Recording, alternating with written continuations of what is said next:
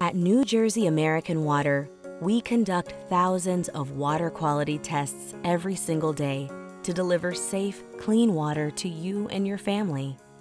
Our continued investment in infrastructure and treatment consistently exceeds expectations, and our water meets all state and federal water quality standards, including lead standards. We are conducting a full audit of service lines, and we are committed to removing all utility-owned and customer-owned lead service lines.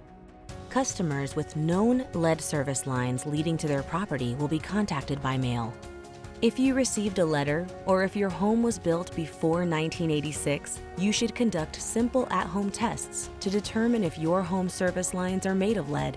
Our website provides a step-by-step guide.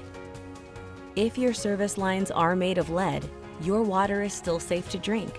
For added protection, New Jersey American Water will replace these service lines at no cost to the property owner and in accordance with our lead service line replacement plan.